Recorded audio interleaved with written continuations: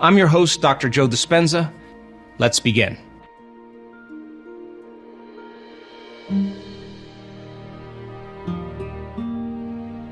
And so to say to some person, why do you live in such anxiety? Why do you live in such terror? Why do you live in such fear? And they'll say, I live in because of the experiences I had in my past.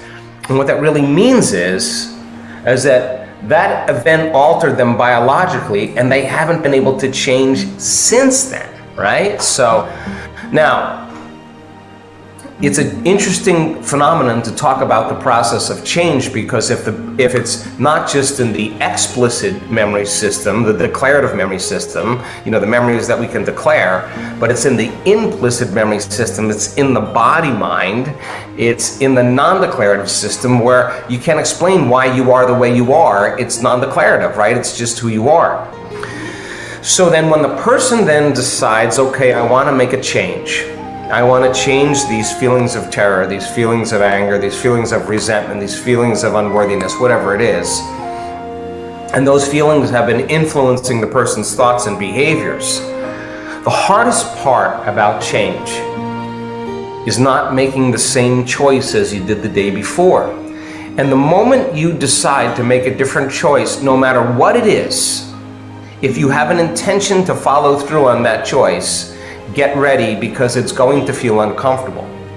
It's going to feel unfamiliar. And you're no longer in the known territory of your biology. You're stepping out into the unknown. And for most people who have had trauma, the unknown is a very scary place. So the person who lives in trauma is always in their mind anticipating many times the worst thing that could happen to them based on their past experience. And by doing that, they're emotionally embracing the outcome before it occurs. Now, they're conditioning their body into that state. So you say to yourself, okay, my personality creates my personal reality. Okay, my personality is made up of how I think, how I act, and how I feel. So the present personality who's listening to this podcast has created the present personal reality called their life. Okay, so if I want to change my life, if I want to change my personal reality, I'm going to have to change my personality. I'm going to have to change, because nothing changes in your life until you change. That's the law. So then the person says, okay, I'm not going to think these thoughts that are connected to the memories of my past, or I'm not going to think these self-depreciating thoughts. I am not going to complain or blame or make excuses or feel sorry for myself or judge anybody. I want to change all that. It's not making me happy. And these emotions of fear, of anxiety, of worry, depression, these emotions are emotions that are connected to my past. So I'm going to stop. Every time I notice that I feel those emotions, I'm going to become aware that I'm feeling them. Now, this is the first step to change, and neuroscience is called metacognition. You got to observe yourself from a different state, not as the programmed self, but the program is being unconscious that you're that way, and you got to become conscious of your unconscious self. So now, the moment you decide to choose differently, well, the first hour goes by really well. And then about the second hour, all of a sudden your body is looking for the same familiar emotions. And the body starts influencing the mind, and it starts saying, come on, you're never going to change. It's your ex's fault. You're not worth it. It didn't work before. This doesn't feel right. It's my mother's fault. All of those sub-vocalizations is the body trying to influence the mind to feel the same emotions so that you can return back to the same self, right? And so this is where the battle begins, because some people would rather cling to their pain or their suffering than to live in that unknown place. Now, what we've discovered is that that unknown is the biological death of the old self. You're not firing and wiring the same circuits in the same way because you're not having the same thoughts. You're not making the same choices. You're not doing the same things. You're not creating the same experiences. You're not feeling the same feelings. And you're leaving the known territory into this void, this unknown.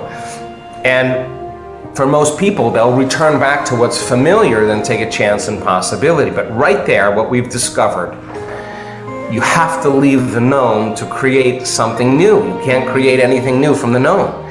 So if you can teach a person when they're in that state, okay, it's entirely possible that I can program a new thought in my brain. As I unfire and unwire those thoughts by inhibiting them, what thoughts do I want to install in the circuitry of my brain? And if we taught you a way to do it and demystified the process so that it was no different than learning how to sew or learning how to dance the salsa, if you understood there was a formula for that and you, with intention and attention, started thinking about what you do want your brain to tell you, as you fire and wire those circuits, you begin to install hardware. Now, repetition of hardware in the brain creates software, and software is an automatic program, and all of a sudden, you start hearing the voice in your head that says, come on, believe in yourself. You actually can change. Hey, your life could get better. Stay open to possibility, whatever that thought is. Then if you said, okay, I can't be the same person I was if I want to be happy. So I'm not blaming, I'm not complaining, I'm not making excuses, I'm not doing any of that, but let's fill in and replace a new program. So if I taught you how to do that, and you could rehearse in your mind. Now, let's demystify this. Musicians, dancers, actors, athletes, anybody who performs some type of skill, they will tell you they spend just as much time thinking about playing the chords, thinking about doing the backflip with the half twist. They're rehearsing the act in their mind. So the research on mental rehearsal shows if you ask yourself, how am I going to be with my kids? How am I going to be when there's chaos? How am I going to be in the next Zoom call? How am I going to be with my partner at the end of the day? What would greatness look like today? If you asked yourself that question and you closed your eyes and rehearsed doing it in a scene, the research on mental rehearsal says if you do that properly in the present moment, your brain won't know the difference between the real life experience and what you're imagining. Now, the brain is typically a record of the past. It's a repository of memories that we have from things we learn and experience. When you rehearse a new way of being, you're installing new neurological hardware in your brain to look like you did it or experienced it. Now it's no longer a record of the past. You're priming your brain to be the map of the future. Do it over and over again and fire and wire the same circuits, and then all of a sudden it becomes a software program, and it makes sense then that you should behave that way. No magic there.